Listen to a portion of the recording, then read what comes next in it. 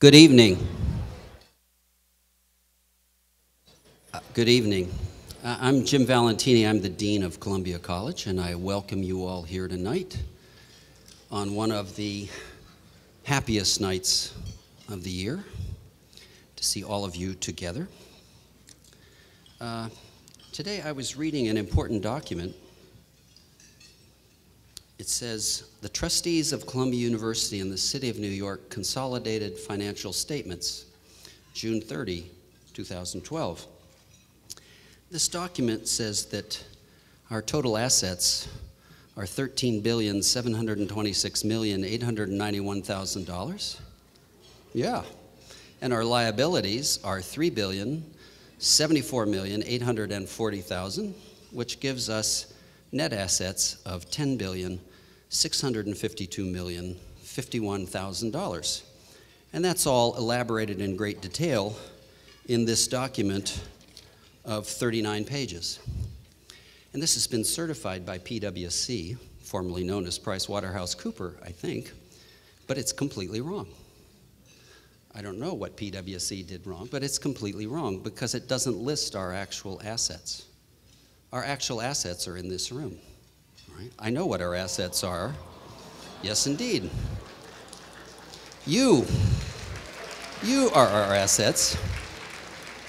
Now, I'm not saying that $10,652,000,000 isn't a lot of money, and Phil Milstein is in charge of all that, by the way, but it's not really what we have. Our assets include Mark Amsterdam, Kira Berry, Robert Byrne, Yale Furgang, Robert Friedman, Brian Chrisberg, Daniel Loeb, Frank Lopez Balboa, Victor Lopez Balboa, Paul Madden, Gerald Sherwin, Daniel Tampkin, Douglas Wolfe, and about 200 other donors who are here tonight.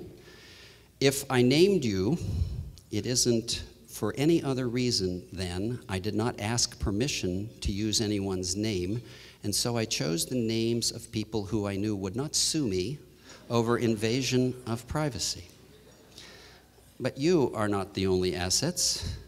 Leah Beltramino, James Cheong, Chelsea Davis, Fabio D'Souza, Michael Garrett, Marla Gutierrez Patterson, Simon Jerome, Daniel Kerrigan, Cameron McClure, Jennifer Mendez, Kimberly Pianucci, Misha Solomon, and Grace Wang are also assets, but they're students here tonight. They're not donors, they're students.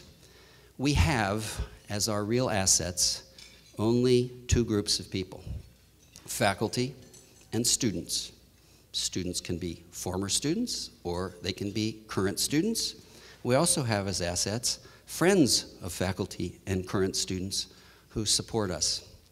In the now 18 months, I think, that I've been dean, I have talked to literally thousands of people who are interested in supporting the university and the college. I have, in those thousands of conversations, I have asked someone directly for money only 3 times. Because you are assets I want to develop as friends and supporters of the university, and asking you for money is not how I develop that. It is a relationship of all of us to one another, which is what makes this event so nice. We have many generations of people in this room, and dividing us up really into 2 groups, those of us who are supporting current students and current students who are being supported by primarily former students. This is an important relationship, but the dichotomy between those being supported and those supporting is only apparent. It's not real.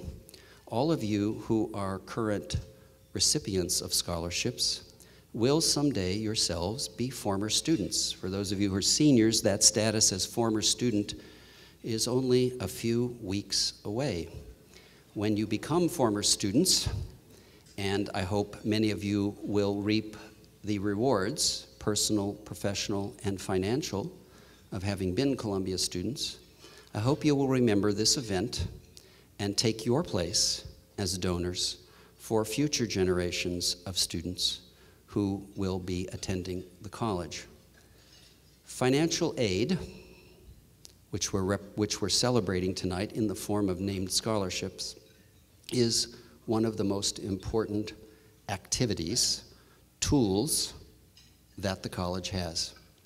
Financial aid allows us to admit what I say are the students we should admit, which are the students who are best able to profit from being at Columbia College and contribute to the experience of being at Columbia College. The choice of students whom we view to be those best able to contribute to and profit from is only possible if other constraint on the selection of students are removed. And one of the largest constraints is the significant cost of attending this or any other elite college. So financial aid is a tool that allows us to create the college that we have. Each of you donors is contributing to building a college that is very special in very many ways. We are one of the most selective, among the top 2 or 3 most selective colleges in the United States, yet we're also the most diverse selective college in the United States. We have the largest percentage of students who are the first in their family to attend college. We have the largest percentage of students of color, the largest percentage of African American students. We have, by any measure that you can define an individual, many, many, many dimensions in which you can define an individual, we have the most diverse student body anywhere.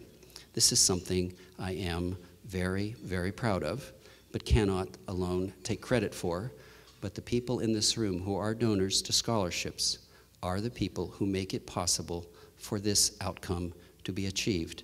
And I greatly appreciate your support, and I would like to encourage all of our students tonight to think ahead, to see, as I say many times, that current students can see their futures in the presence and past of former students. I want our current students to see their futures as donors this event tonight by talking with you, the donors who have supported them. Now tonight I'd like to next introduce Jim Brett, who is now a member of the Board of Visitors of the college, a very important group of people to me. Jim is currently on a so-called sabbatical from J.P. Morgan. Sabbatical goes back to a biblical prescription. He, however, didn't work at J.P. Morgan for 7 years before he took a sabbatical. He worked at J.P. Morgan for 17 years. So he more than earned this sabbatical. He is a member of the Undergraduate Campaign Council, a former member of the Columbia College Alumni Association Board of Directors, a graduate of the Columbia College class of 1984. I also see he is a graduate of a purported school of business that we have at Columbia, though I had thought we only had a college at Columbia. But I will forgive him for that. Jim has been a very enthusiastic supporter of the college in every possible way, and has himself, with his wife Patricia, class of 1987, created the Jessica Lee Brett Scholarship, which we're celebrating tonight as well. He has also generously supported the King's Crown Rowing Association, of which I am fondly an honorary member. So I'd like to introduce Jim and give him a chance to talk to you about his experience as a scholarship donor and as a student in Columbia College. Thank you.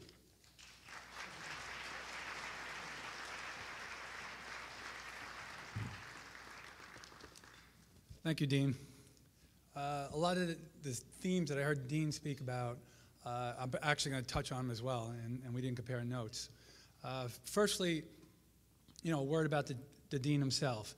I think we should all feel privileged and honored that we have the benefit of Dean Valentini's passion, leadership, and wisdom as the Dean of the college. So well done. Thank you, Dean. Please.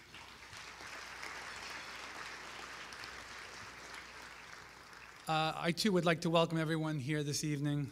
That includes the supporters with the named scholarships, all the families, and the student recipients. We are all here today because we are invested in the future of Columbia College, this great college. And the strength of the college rests on many pillars.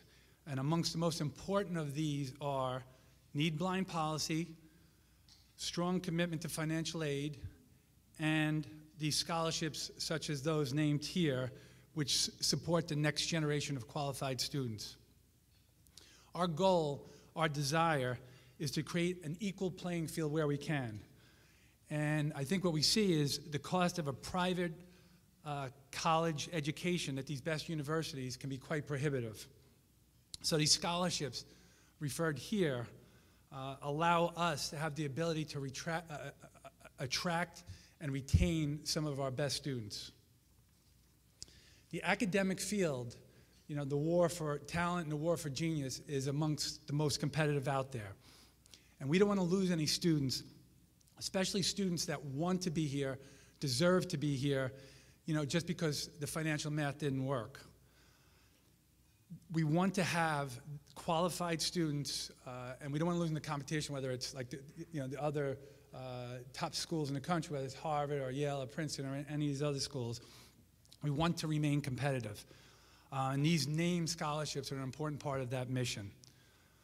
And for me, I think the best way to describe the benefit of sponsoring a student each year for a scholarship is if one was to have a college that had only one cut of the type of students that it can attract, chosen from a restricted or limited pool of talent, and we here can have a college that supports diversity, and diversity broadly defined, and that includes social, ethnic, geographic, economic diversity, what we're talking about here tonight, which is supporting families or students with different financial means. The college that supports diversity wins every single time. And that college, and we talked about it, is Columbia.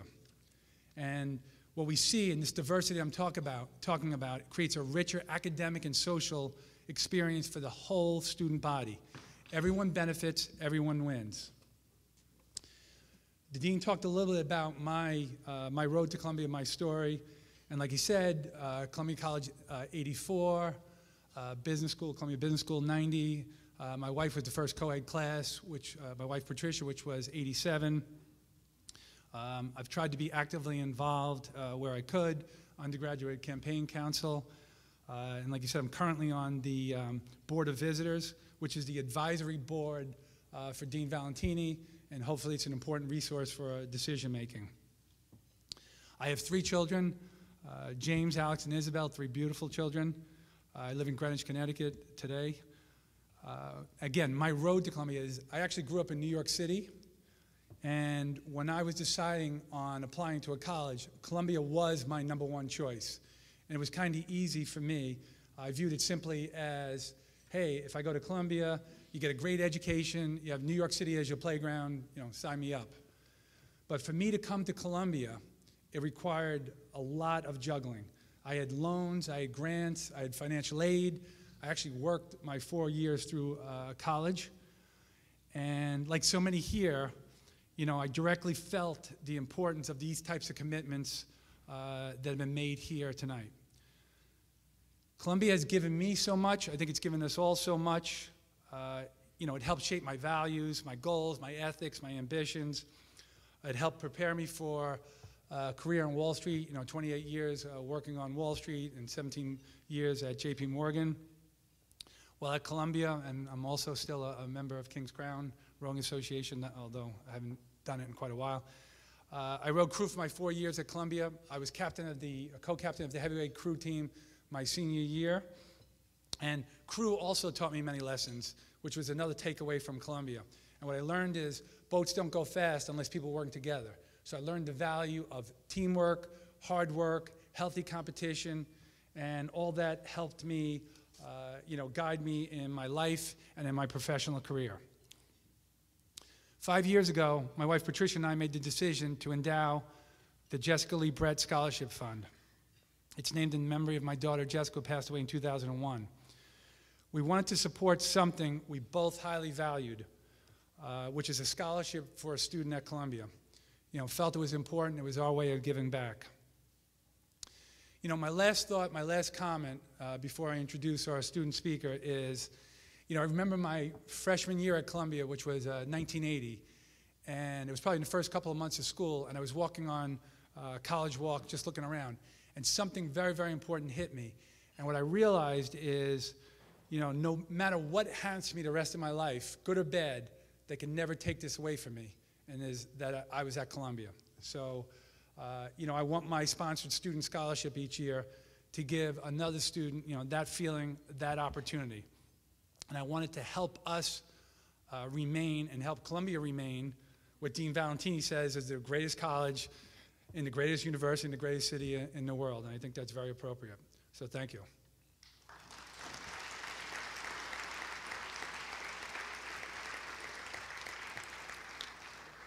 All right, so one more role I have. I'd like to introduce our student speaker, Brandon Lewis. He's Columbia College 2013. He obviously has some fans here. Brandon is an urban studies major. He is passionate about communities, especially the federal and local policies that impact communities and those social implications. Brandon is a long way from home. He's from Loganville, Georgia. He's quite accomplished. He's a Kenneth Cole Fellow. He remains active in the Columbia community. He interned with the Congressional Black Caucus Foundation. He is a leader with Youth for Debate, both as president and as student teacher. Next year, he will participate in Teach for America. He is a recipient of the Marcy and Josh Crevitt Scholarship. Welcome, Brandon Lewis.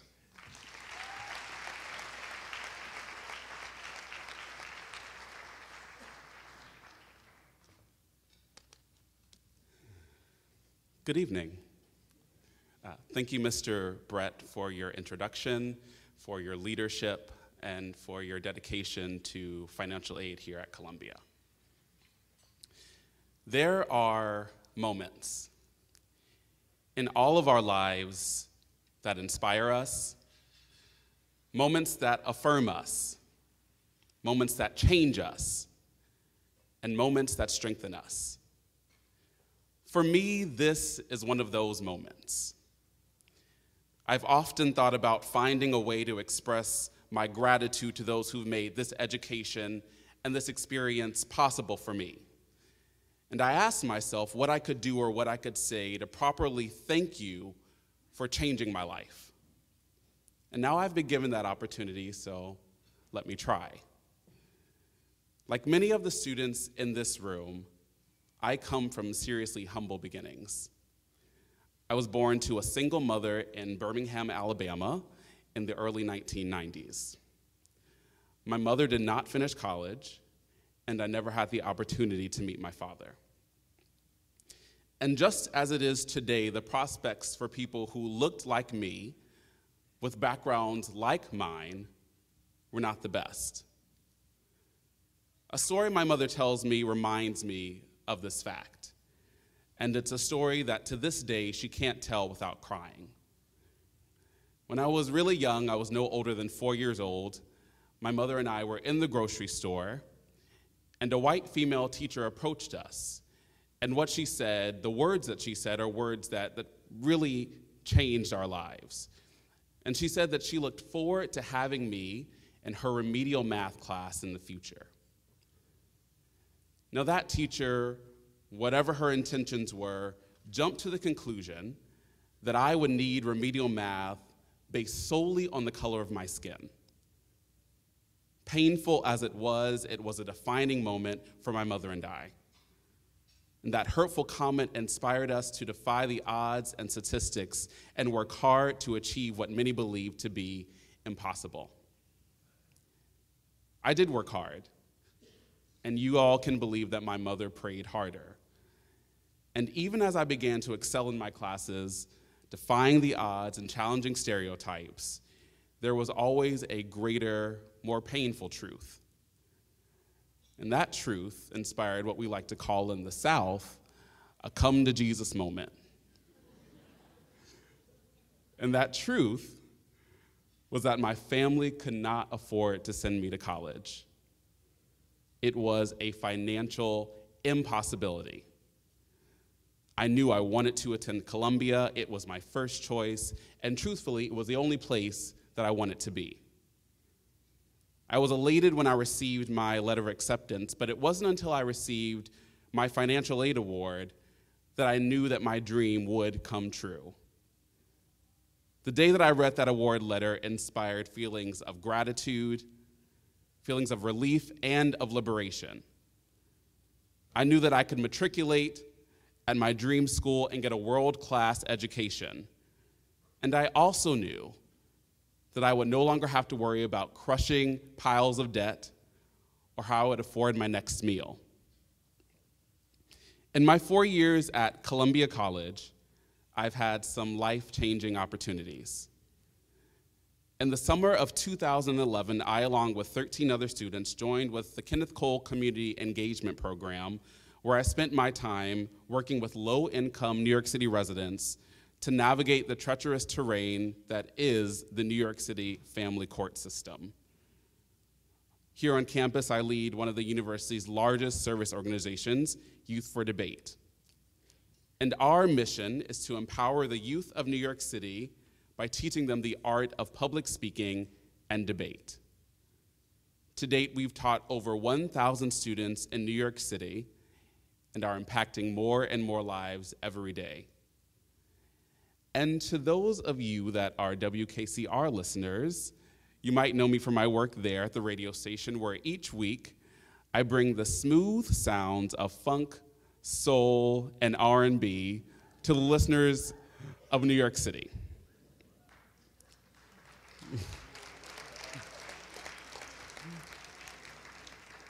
These and so many other opportunities, both in and out of the classroom, have enriched my life beyond measure. I leave here dedicated to the fight against the serious inequalities and barriers faced by millions of Black and brown youth like me across the nation. Barriers that have been constructed because of skin color, financial circumstance, or zip code.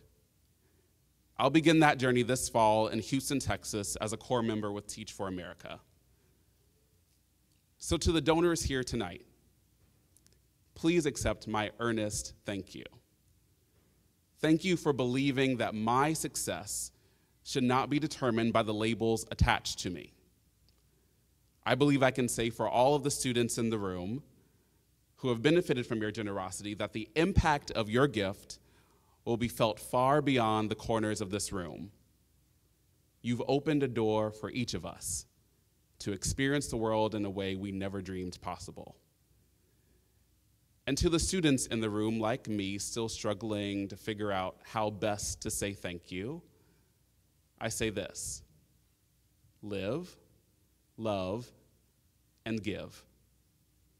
Live every day appreciating each moment as one in which you can change someone's life. Love with open arms, ears, and hearts. And give back to those around you and those who will come after you. We've each been given a special gift. And now it's up to us to love, live, and give for a better tomorrow. Thank you.